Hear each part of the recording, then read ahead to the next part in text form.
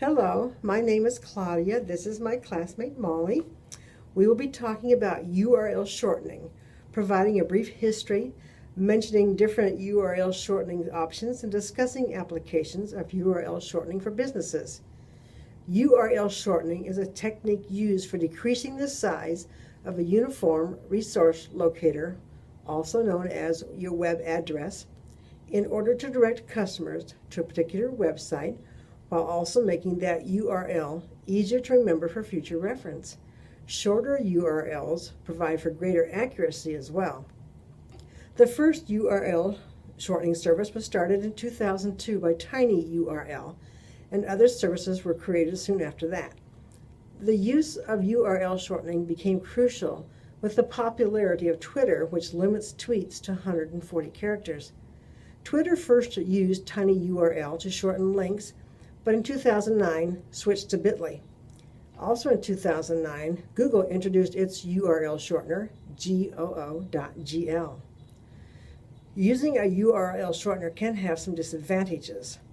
A shortened URL is quicker to send and easier to remember, but sometimes the URL service expires, leaving you with a broken link. A short URL can obscure the target address and redirect you to a bad site, to blacklisted scam pages, or to a page that hosts spyware. For this reason, URL redirection services are sometimes added to spam blacklists. In spite of the disadvantages of URL shortening services, both personal and business use of them is widespread. One of the most popular URL shortening services is bitly.com, which is a free service. Google's URL shortener service is also free. Other URL shortening services, such as ShortSwitch, Awesome, Droppler, Owly, and BudURL, charge a fee for their service, which includes data analytics. As Claudia mentioned, there have been issues with URL shorteners. One of the most important issues is whether or not links are trustworthy. That is, do they direct you to the company's website, or are you directed to a broken link or a link that's embarrassing for the company? In the 2010 California gubernatorial race, candidate Meg Whitman's consultants tweeted, then retweeted information about an important endorsement for Whitman.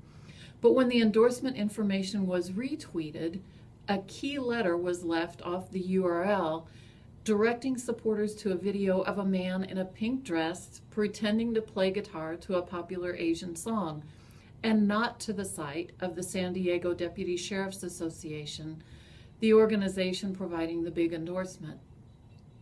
Obviously, these problems can result in loss of reputation and/or loss of revenue. Some companies use their own IT departments to create shorter URLs in order to maintain control of the quality of the redirection. ShortSwitch advertises that they are a custom URL shortening service that allows you to use your own domain or subdomain. Only authorized users can create links on your short URL service.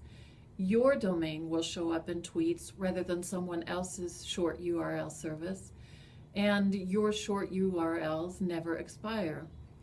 This makes ShortSwitch a viable option to protect against security breaches if internal IT services aren't available. Add-ons of various types are also available to help protect against spamming of shortened URLs. As shortening URL services continue to evolve, they try to separate themselves from the rest of the pack by offering other services, especially data analytics. Various fee structures are available depending on the services selected. Please watch the instructional video posted on this page about how to shorten a URL. The video, in the spirit of Web 2.0, is offered by a business person who mentions his product in low-key fashion, but gives the instructional service free of charge.